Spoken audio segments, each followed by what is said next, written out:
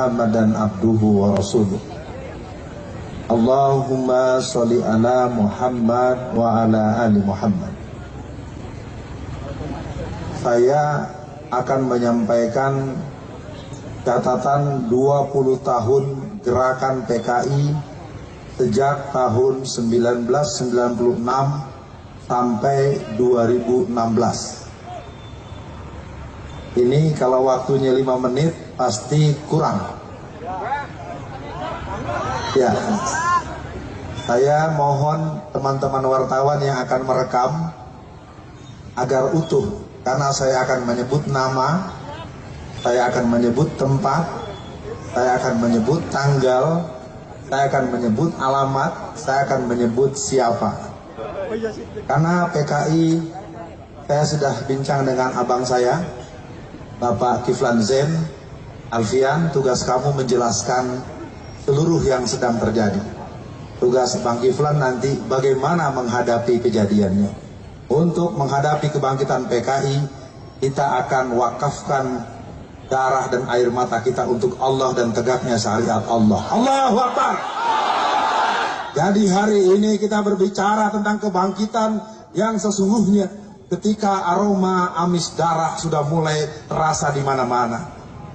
Mereka sudah menguasai istana. Hampir sebulan ini tak ada lagi konsultan tentara dalam istana. Rapat-rapat di istana negara hari ini dipimpin oleh orang yang namanya Teten Mas Duki, Urip Supriyanto, mantan KPU Solo, dan Budiman Sujatmiko. Jam 9 malam ke atas mereka berkumpul untuk terus merancang gerakan-gerakan PKI ke depan. Jadi artinya acara seperti ini sudah terlambat.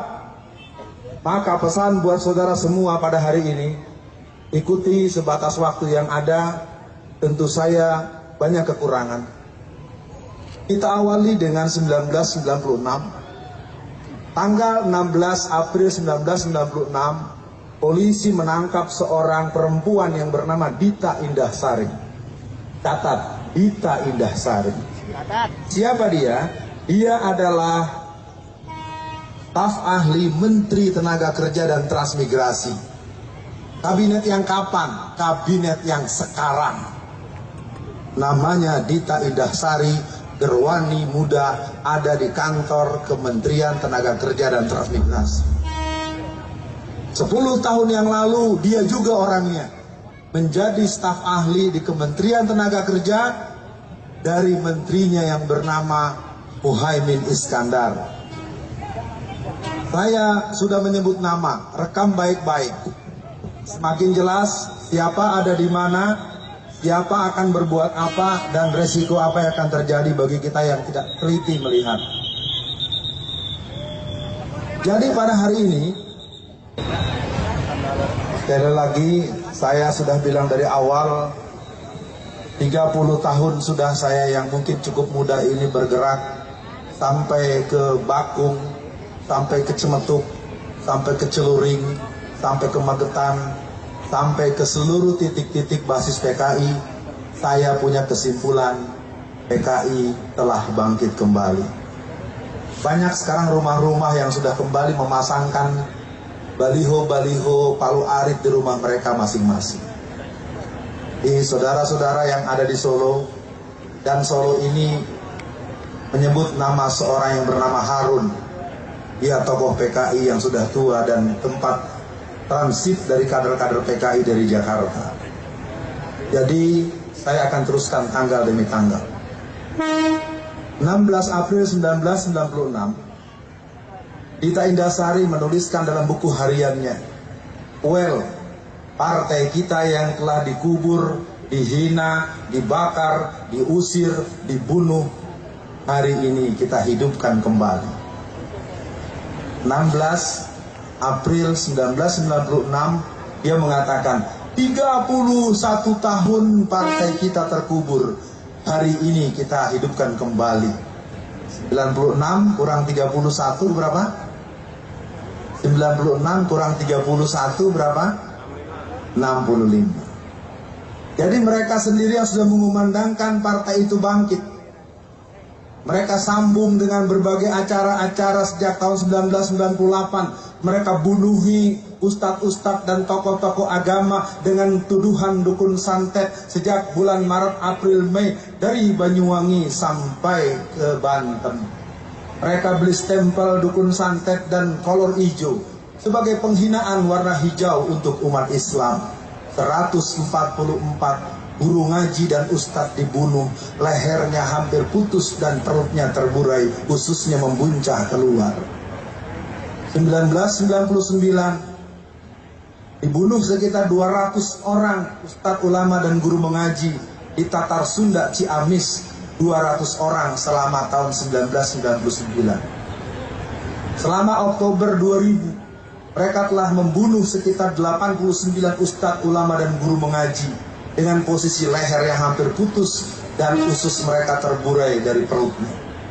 Karena mereka disebut dukun santet, maka orang tak peduli. Padahal mereka adalah orang yang dicatat dalam catatan kader-kader PKI tahun 60. Karena yang mati rata-rata umurnya 70-80 tahun. Kalau orang umur 70-80 disembelih, dibunuh, maka kalau kita kurang dengan angka 30 tahun, berarti mereka dulu usianya 30 dan 40 tahun. Dan kebanyakan mereka adalah pemuda Ansor. Kalau hari ini Angkatan Muda NU, kalau hari ini Ansor atau siapapun PMI kah namanya tidak ikut bergabung pada hari ini, tunggulah waktunya, sesungguhnya Anda akan dihabisi oleh PKI. Jadi saya tidak bisa lagi menutupi, kalau aksi-aksi kita hanya seperti ini, mereka semakin melihat siapa yang akan ditandai rumahnya dengan tanda merah, siapa yang akan dibunuh, siapa yang akan diracun. Kita masuk tahun 2000. Tahun 2000 terjadi Kongres PKI yang ke-8. Di tangan saya ini adalah ADART Kongres PKI yang ke-10. Kongres PKI yang ke-8 dilangsungkan di Sukabumi Selatan. Kongres PKI yang ke-10 terjadi di Magelang, Jawa Tengah. Yang ke-9 di mana? Yang ke-9 di Cianjur Selatan tahun 2005.